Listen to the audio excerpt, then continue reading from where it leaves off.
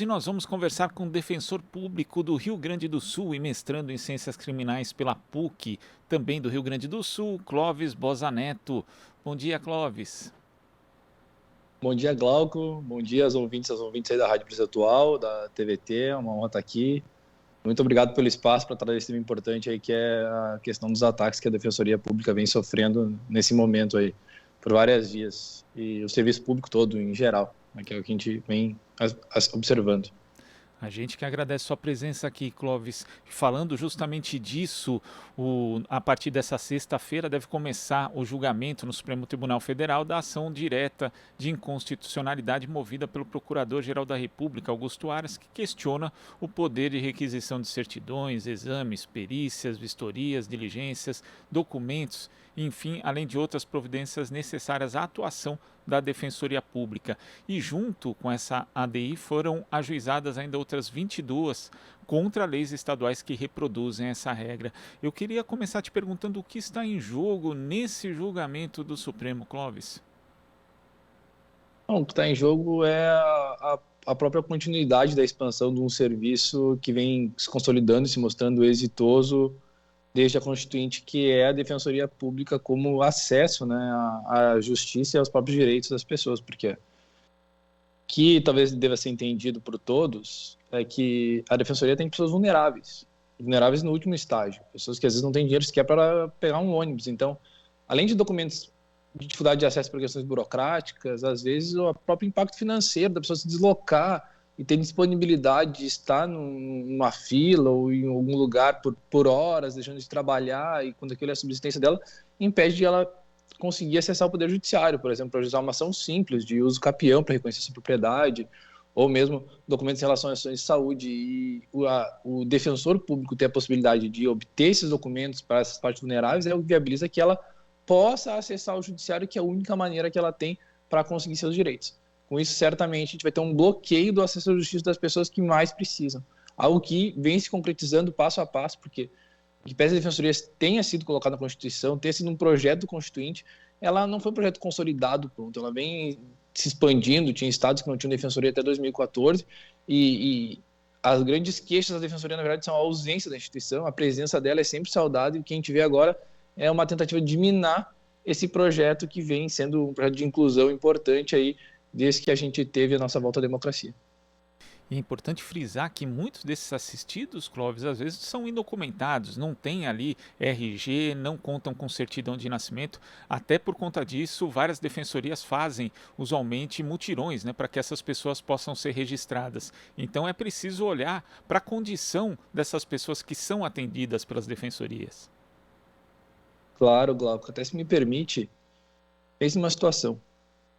Obviamente, a Defensoria tem cidades que não são nem acostumadas com defensor, comarcas que não tinham, mas a lei prevê que nós temos essa prerrogativa. E aí nós precisamos, por exemplo, de um laudo social de uma família muito carente, em razão de um benefício que ela precisa, ou investigar uma ação de uma criança, ou de um idoso, e nós temos a prerrogativa legal de exigir diligências, documentos do poder público para que ele realize essa tarefa. Agora, se nos tiram o poder de requisição, a gente não pode nem brigar mais para buscar essas diligências judicialmente. Então, além de nós não sermos atendidos, às vezes ignorados, porque nós estamos brigando por direitos de vulneráveis, que naturalmente já têm resistência, num Estado que é bem conservador, que nega direitos constantemente, a gente não tem nem a prerrogativa legal de sustentar que o que a gente está pedindo e exigindo está na margem da lei. E até pessoas argumentam, mas agora o mais complicado vai ser a demora, porque tu pode ainda exigir essas diligências por meio de processos judiciais. Bom, aí nós temos dois aspectos. Primeiro, a Defensoria trata com pessoas vulneráveis, são extremas, como tu disse, sem documentos, às vezes sem receber os alimentos e sem a certidão para poder entrar com a ação, pedindo sua verba alimentar, sem documentos para a saúde, sem matrícula para conseguir ver registrado o seu imóvel no escapião, pessoas que precisam daquela demanda com urgência. Então as pessoas teriam um processo anterior para daí começar a disputar o seu direito. Isso já vai ser uma coisa que vai afastar as pessoas do acesso ao judiciário. E depois disso, quem garante que o judiciário vai atender aos pedidos da Defensoria Pública dessas diligências? A gente pode ter essa segurança em relação ao sistema de justiça, observado ele ao longo da história? Eu já cansei de, por vezes, requisitar, pedir documentos judicialmente em processo, a decisão ser que a parte tem que tomar providências. Por exemplo, quando eu não fui atendido por poder público ou algum outro órgão. Isso com o poder de execução valendo. Então, primeiro, ter que instituir um processo anterior para que a pessoa possa ter um processo já é uma coisa irracional. Segundo, que não há nenhuma garantia sequer que mesmo ajuizando esse processo anterior, buscando essas diligências, a gente vai ter atendido pelo Poder Judiciário. E o histórico não depõe a favor disso. E, Clóvis, também é bom destacar que o Ministério Público possui, né, esse tal poder, essa prerrogativa de requisição de documentos. Então, no decorrer de uma ação judicial, isso, na verdade, feriria ali a paridade de armas, né? Quer dizer, o Ministério Público teria ainda mais poder em relação a um confronto com a Defensoria numa ação do que já tem hoje. A verdade é que, se a gente for observar, né, Glauco, no campo real, fora da abstração, as armas já não são paritárias. O nosso assistido, primeiro, que ele passa fome, né? Ele não consegue pagar o aluguel, ele não tem luz. Segundo, que nenhum lugar do Estado, pelo menos que eu tenha conhecimento, vencimento de defensor é igual ao do promotor de justiça, ou a mesma estrutura, as mesmas condições de trabalho, a mesma quantidade. Então, assim, nós já trabalhamos numa disparidade total e absoluta. Até porque eu sou mais jovem, né, que tem mais resistência porque trabalha para o social. E aí agora a gente fala de um ataque orquestrado, né, pelo Ministério Público contra uma prerrogativa que viabiliza esse trabalho da instituição que já sofre por suas várias deficiências em relação a todo o resto da estrutura. Mesmo em relação a quem litiga conosco na esfera privada, porque a gente sabe, em que pese um advogado privado não ter poder de requisição, não é difícil para agredar ou obter documentos, ou por uma grande empresa ou para um grande banco. A gente está falando de pessoas vulneráveis. Inclusive, as prerrogativas da defensoria, elas servem para que essas pessoas vulneráveis, que não têm condições, às vezes, nem de subsistir, elas possam chegar numa audiência contra essas partes mais empoderadas e ter por trás delas, né, uma instituição como a defensoria, com as suas prerrogativas, com os seus saberes que desenvolve por meio da sua atuação articulada em Constituição. E essa é a importância, né, do defensor e de ele estar ali não como pessoa, mas quanto instituição, junto com aquela parte, porque ele traz um mínimo de equilíbrio, em que pese nunca seja paritário. Mas o que já é não paritário vai ficar ainda pior. Então, quem vai sofrer diretamente? A pessoa que vai ter direito negado. Claro, para quem não quer atender direito das pessoas, o mais fácil é enfraquecer a defensoria. É o que a gente vê também com quem não quer tratar a saúde das pessoas, o mais fácil é enfraquecer o SUS. Quem não quer ensino, o mais fácil é enfraquecer as universidades. É isso que a gente vê, o mesmo ataque que a gente está vendo com o serviço público em geral, a gente vê com a defensoria agora. Que, aliás, também é o tema que atravessa a questão ali dos municípios também poderem prestar assistência jurídica, que o STF decidiu, né, na outra semana. E você toca num desses pontos que é a comparação com o exercício da atividade de advogado que o Augusto Aras coloca ali na ação. Embora haja alguma similaridade entre as duas funções, a atividade do defensor não é exatamente igual à do advogado privado. Inclusive, Clóvis, eu peguei aqui o artigo 134 da Constituição, que diz o seguinte: a Defensoria Pública é instituição permanente, essencial à função jurisdicional do Estado, incumbindo-lhe como expressão e instrumento do regime democrático, fundamentalmente, orientação jurídica, promoção dos direitos humanos e a defesa em todos os graus judicial e extrajudicial dos direitos individuais e coletivos de forma integral e gratuita aos necessitados. Então existe, por exemplo, essa questão da promoção dos direitos humanos, a atuação judicial e extrajudicial também do ponto de vista de assegurar direitos coletivos. A comparação feita pelo procurador Augusto Aras entre o papel do defensor e do advogado, ela não cabe nesse contexto, né, Clóvis? Claro que não, Glauco. A gente é muito claro o porquê que tu precisa de uma instituição organizada, né?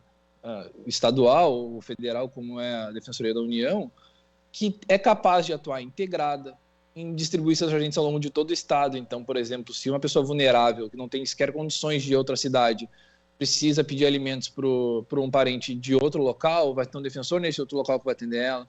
A instituição se organiza e produz conhecimentos através dos seus núcleos, através das suas pesquisas, para conseguir fazer ações de massa, para viabilizar que, mesmo um trabalho em grande quantidade para várias pessoas, ele consiga atingir o máximo de eficiência, porque ela atua nesse conjunto todo de produção.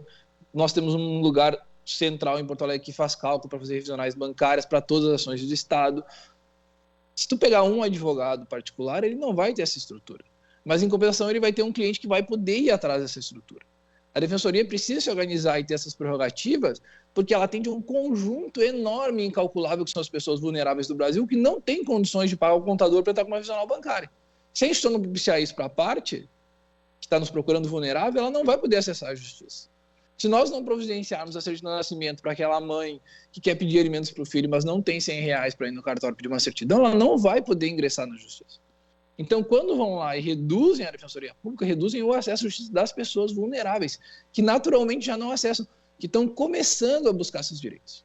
Então, o que nasce agora, depois da Constituição, e começa a acontecer nos 2000, está sofrendo um ataque e uma redução para nós voltar ao tempo lá, que acontece, parece, nesse cenário atual do Brasil, em todas as vezes, era um tempo de autoritarismo da ditadura, que era um tempo de exclusão, que era isso que acontecia. Por exemplo, quem não tinha emprego formal não podia ter acesso ao sistema de saúde, era isso que acontecia naquela época. É um sistema de exclusão, a defensoria é um sistema de inclusão. O ataque a ela é o ataque de exclusão dessas pessoas, porque elas não têm possibilidade por si próprias, por falta de condição material, não é condição intelectual, não é vontade, por falta de condição material, às vezes de pagar o ônibus, e buscar esses recursos para viabilizar que busque seus direitos na justiça. E esse é o grande problema, inclusive, que a gente trata na questão das chamadas defensorias municipais, não foi bem isso, mas enfim, de autorizar os municípios a que prestem assistência jurídica, porque esses municípios eles não vão ter essa estrutura, esse saber, esse locus de produção dos vários elementos que precisam pessoas vulneráveis acessarem a justiça. Se isso não impactasse diretamente na expansão da defensoria pública, que já é uma prática institucional exitosa desde a Constituição, não teria problema. Mas a gente sabe que, e aí, essa neutralidade que é o problema, mas isso não tem a ver com o direito, tem a ver sim. A gente, no momento de ataque, de fragilização do serviço público, notadamente os que prestam serviços sociais, tu permitir que a defensoria concorra com investimentos com outro tipo de assistência que não pode dar o mesmo serviço, naturalmente tende a enfraquecer a expansão da defensoria que não está consolidada, né? Santa Catarina, por exemplo, é um estado que quase não tem defensor. E essa autorização dada ao Supremo Tribunal Federal ainda é em volta de algo nebuloso, porque não se sabe como as prefeituras exatamente vão estabelecer aí essa contratação, por exemplo, dos defensores, dos chamados defensores municipais. Então é algo que deveria ser mais disciplinado, mais discutido e não pode também afetar a estrutura das defensorias que já existem, né? Impedindo inclusive a sua expansão, Clóvis. Claro, porque imagina, né, Glauco, a defensoria nasce de um grande debate constitucional na Constituinte, uma pressão das pessoas que já trabalhavam com assistência jurídica, movimentos populares. A Constituinte é um processo bem complexo, né? Obviamente ela foi uma transição negociada, ela teve proeminência dos militares e da direita empresarial que fez o golpe em 64, mas ela também teve muita pressão popular e teve muitos avanços, teve o SUS, teve a questão da universalização do ensino reconhecido, teve a própria defensoria. Com muitas resistências, Michel Temer, inclusive, era um dos líderes da resistência ao processo da defensoria na Constituição, mas quando ela é inserida com várias prerrogativas. O defensor ele tem hoje a inamovibilidade, ele tem independência funcional, ele é selecionado por concurso, ele pertence a uma instituição estadual, a gente tem uma democracia interna para eleger quem vai dirigir a instituição. Tudo isso para fazer o quê? Que a instituição em si, representada no defensor que está naquele processo, consiga atuar da maneira mais sólida e equilibrando o máximo possível a posição daquele vulnerável que está naquela situação contra um Ministério Público gigante ou contra uma advocacia privada que realmente tem excelência no Brasil, mas é para poucos. Então, porque o Brasil é um país muito pobre, muito carente, as pessoas não conseguem pagar por serviço de advocacia. Então a defensoria está lá. Agora, como isso vai ser colocado, por exemplo, numa prefeitura do interior, pequena, com orçamento baixo, com um CC aí que pode ser demitido a qualquer tempo pelo prefeito? Como essa pessoa vai litigar contra toda essa esfera que tem muita vantagem em relação ao vulnerável? E como essa pessoa vai lidar com sua atuação como assistente jurídico e depois também com sua atuação eventualmente no mercado privado, se isso não for regulado? Isso é uma coisa muito complicada, que está se permitindo porque não está se olhando para o campo, que acontece de verdade. E assim, isso vai implicar em redução de pressão, por exemplo, da população, para defensorias chegarem naquelas comarcas onde não tem, já que o prefeito vai colocar um CC ali, por exemplo. E quanto isso traz de prejuízo no futuro? Vai levar quantos? 10, 20, 30 anos para a gente perceber quando for aquela decisão. Isso são coisas que não foram discutidas devidamente. É muito fazer, a advocacia é boa, mas isso é muito aberto. A gente tem que olhar para o campo, para a realidade, para aquele assistido que realmente procura a defensoria. Que talvez só quem conheça sejam os defensores e quem trabalha aí com movimentos sociais ou com a área social mesmo, porque a verdade é que é um Brasil que não é contado, né, salvo pelas mídias que se voltam ao povo trabalhador e tal, como a de vocês.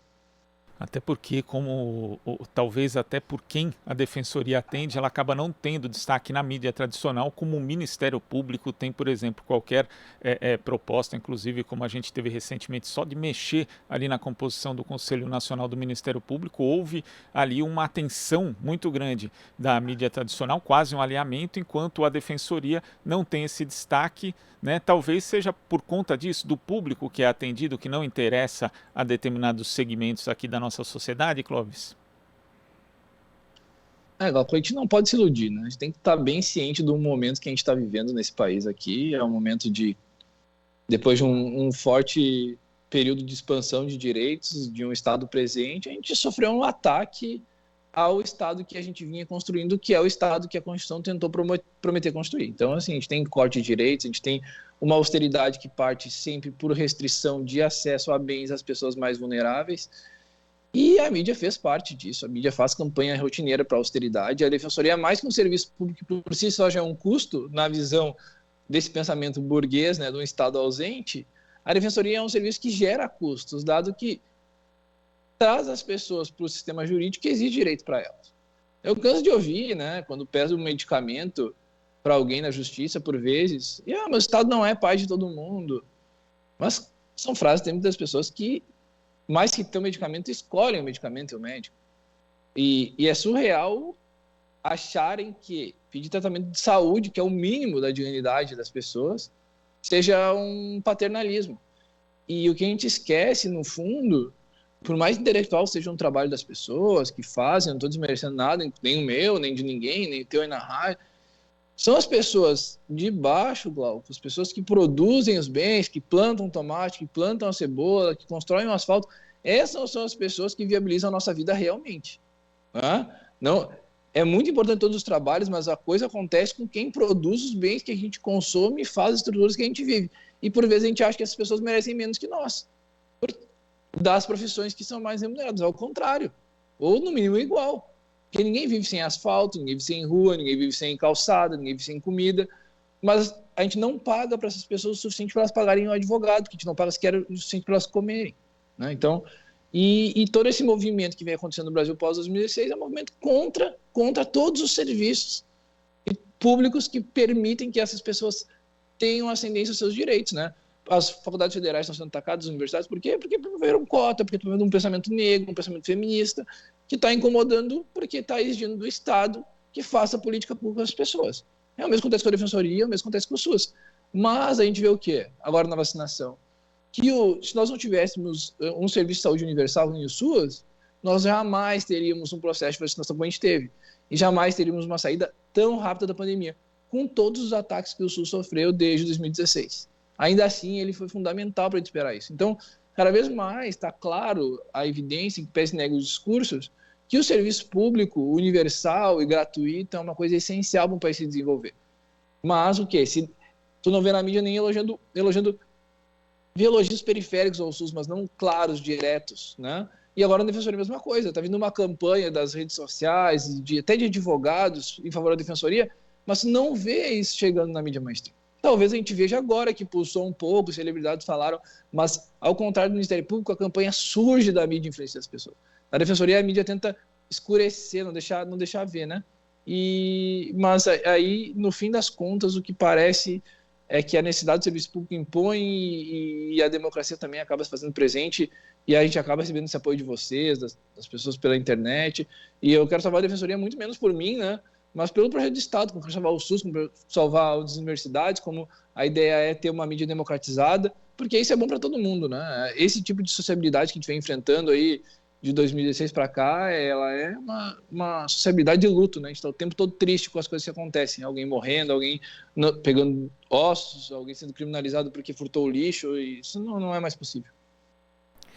Clóvis, queria agradecer a sua participação aqui no Jornal Brasil Atual. É fundamental que as pessoas saibam o que está em jogo nesse julgamento que começa amanhã no STF e a questão do alcance que a Defensoria tem em termos justamente que você destaca, né, do serviço público, de garantir o acesso a direitos da população mais vulnerável. Muito obrigado, Clóvis. Até a próxima. Agradeço, Glauco. Muito obrigado a todos os ouvintes e obrigado pela oportunidade e pelo apoio da Defensoria Pública. Até a próxima. Até a próxima. Conversamos aqui com o defensor público do Rio Grande do Sul e mestrando em Ciências Criminais pela PUC do Rio Grande do Sul, Clóvis Boza Neto. Você está ouvindo Jornal Brasil Atual. As notícias que os outros não dão.